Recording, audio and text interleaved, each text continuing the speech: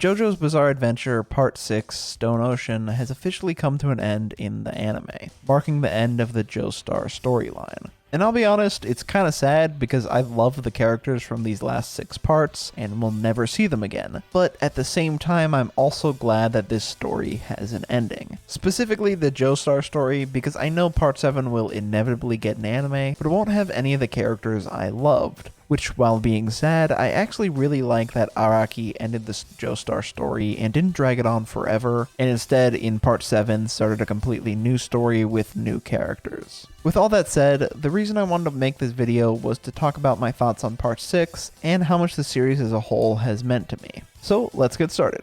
Stone Ocean, in my opinion, is one of the, if not the best JoJo parts for a few reasons. The main one is because of how fun this part is, and I think that has to do with the location. Jolyne is in a prison, so her movements are a lot more restricted. She has to worry about the guards, and can't really go wherever she wants in the prison, while also having to worry about all the enemy stand users she's locked up with. So the stand fights have another element to them. A good example of how a stand fight became more exciting because of being inside the prison is episode where Jolyne and another character named FF have to play catch. I won't go into specifics in case you haven't seen it, but basically they have to pass the ball back and forth 1,000 times without messing up, or else they die. Oh, also you can only hold on to the ball for like 10 seconds before having to pass it back. But you only get so much time outside as a prisoner, so they have no choice but to continue playing while running around the inside of the prison, and they have to finish before lights out, at which point they'll each be forced to go back to their own cells, where they won't be able to play.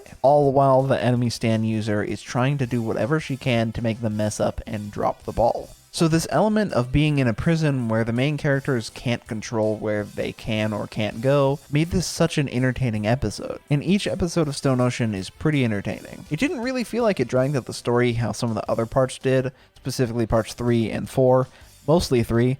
I love those parts, don't get me wrong, but with part 6, it feels like Araki was able to optimize the story, if that makes sense. No episode feels like a waste of time, and rarely does part 6 feel boring. Except I think it does kind of drag, like, right before the ending part, just after the middle part. It does kind of feel like the story was being dragged out a little bit, but besides that part, Stone Ocean is pretty entertaining from beginning to end. Also, Stone Ocean, I think, has the strongest start to any JoJo part. I'm trying not to spoil stuff in this video because I'm sure a lot of people aren't fully caught up with JoJo, but Jolyne's overall goal has to do with saving a character we've known for a long time. So right away, within the first 5 episodes, you're invested in Jolyne's story and want to see her reach her goal because it will save the character we like. Or at least I'm assuming most people like this character. I can't go too much further into this without spoiling, and that might have already given away too much, but the start of Stone Ocean is so strong, and that's another reason why I liked it so much. So now I want to talk about Part 6's JoJo, Jolyne, because I think she's also one of the main reasons why I like this part so much. She's just such an entertaining character. She reminded me of like a more charismatic and less serious Jotaro. Like, she's very serious and tactical sometimes, like when fighting, but other times she'll be more carefree. Like, for example, there's a scene where she's yelling and throwing stuff at alligators while laughing at them. But not only that, she's also really badass. Her stand's ability makes for some really freaking cool fights.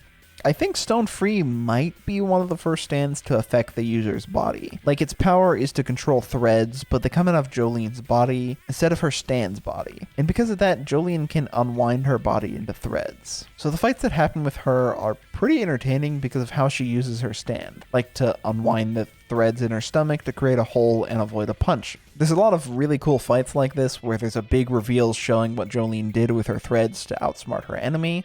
It kind of reminded me of how Joseph in part 2 would be like, next you're going to say this.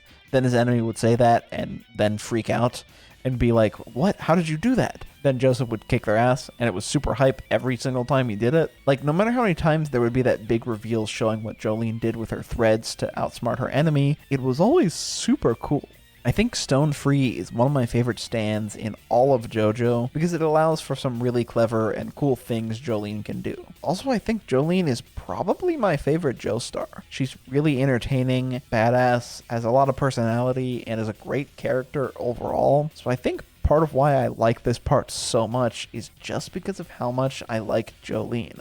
Now, I don't want to go into too much detail about all the other characters, but I think Part 6 has some of the weakest side characters. I just think a lot of the other parts had better side characters. That's not to say I didn't like the side characters in Part 6. I actually really like a lot of them. Weather Report is probably my favorite, but everyone else is great too, like Hermes, FF, Anastasia. But compared to Parts 3, 4, and 5, I think the side characters are okay. I think I like them more than Part 1 and 2's side characters, but one of the strongest elements to Part 3 and 5 especially are the side characters. I don't think they're bad in Part 6, just not as good as those other parts. Speaking of the other characters, I should probably talk about Part 6's villain now.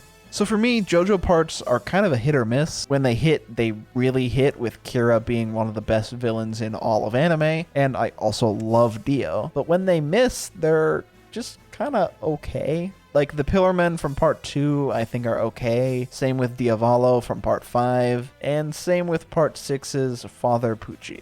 I thought he was okay. I think he's a little bit better than Diavolo, and he's also the first villain since Part 3 to have a direct connection with Dio. Like the Pillarmen, Kira, and Diavolo don't really have anything to do with Dio aside from the Pillarmen being vampires like Dio. So I think it was a good idea to end the Joestar story with someone connected to Dio. But anyway, Father Pucci, I think, has a really cool ability. This might be minor spoilers, but his ability does get revealed pretty early on, like I think in episode 4 or 5, so I don't think that this is that much of a spoiler, but just warning you just in case. So his ability lets them take these discs that contain the person's stand or memories out of them, and is able to take and give stand powers to people. Like, that's really, really cool, and it's actually used in some pretty interesting ways.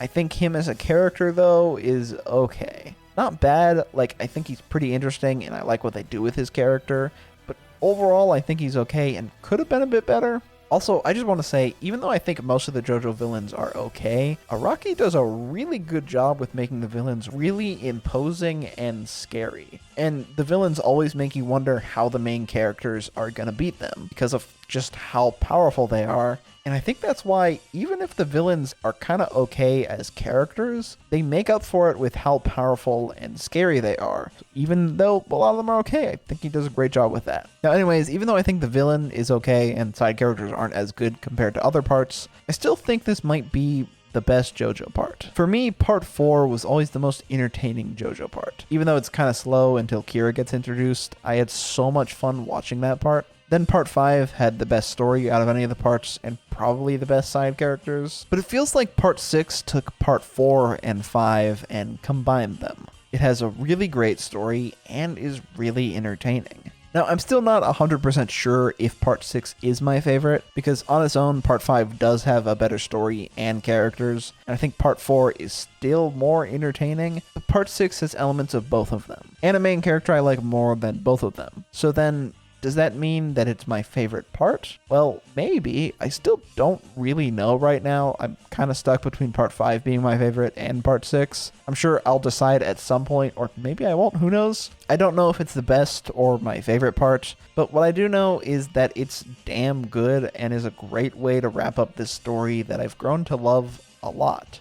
I remember when I first started the JoJo anime like 3 years ago, and being like surprised that there were new main characters when I started Part 2, which is something I had never seen done before in like anything in any media. JoJo has been able to pull off something I've never seen done before and do it really well. I love getting to know really great new characters every part. Almost every part has really, really good characters, and that's what makes this having new main characters every arc work so well, because the characters are so great. Also, the stands are great. I love seeing what new crazy stands Araki will come up with next. The stands, I think, are one of the coolest power systems in anime because of how unique they are, and the stands are one of my favorite things about JoJo.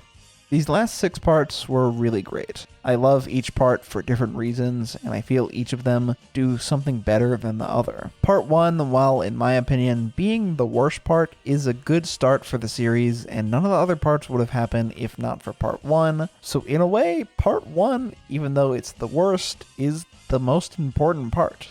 Part 2 is a super fun part with the most charismatic JoJo, Joseph, who I love. He's super funny and is probably my favorite part of part 2. Joseph kind of carries this part and is one of the reasons why it's so much fun to watch. Also, part 2 is one of the best openings in JoJo. It's so good. Part 3, I feel, is a slog to get through at times, but makes up for it with its great cast of characters and one of my favorite fights in all of anime with Jotaro versus Dio. That fight at the end really pays off because of how much of a slog it is to get there. Also, I love Polnareff. He's so cool. He's so funny. Part 4, like I said before, is the most entertaining part in my opinion. A lot of the beginning is slice of life, but I found that slow part to have a lot of really funny moments. Like the Italian restaurant episode is one of my favorite episodes because of how goofy and fun it is. It also has, like I said before, probably one of the best villains in all of anime with Kira, which is something I don't say lightly. I truly think Kira is one of the best villains in anime, and he's one of the reasons why I love Part 4 so much. Part 5 is great. It has the best cast of characters of any of the parts and the best story. It's also super fun to watch. I love all the creative ways Giorno uses his stand. Bucciarati's stand is also really cool and is used in really creative ways as well. He's also one of my favorite characters in all of JoJo. All these parts have things that I love about each of them.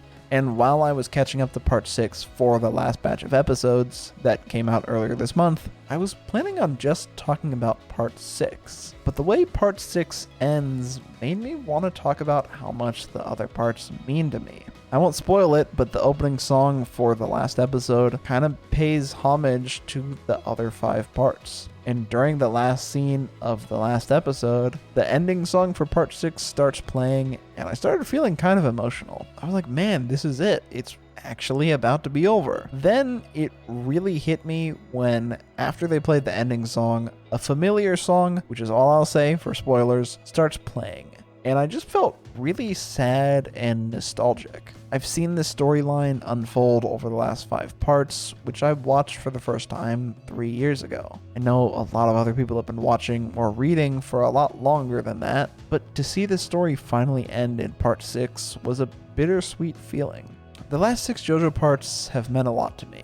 I've enjoyed them so much over the years, and while it's not over since part 7 is probably going to get animated, it's still sad seeing the end of the storyline I've grown to love so much. I hope you all enjoyed that video. Let me know in the comments what your favorite JoJo part is and what you thought of part 6. And I'll see you next time in my next video. Bye. Peace. See ya later. Don't know which one of these I'm going to use, but see ya. Bye. Next video.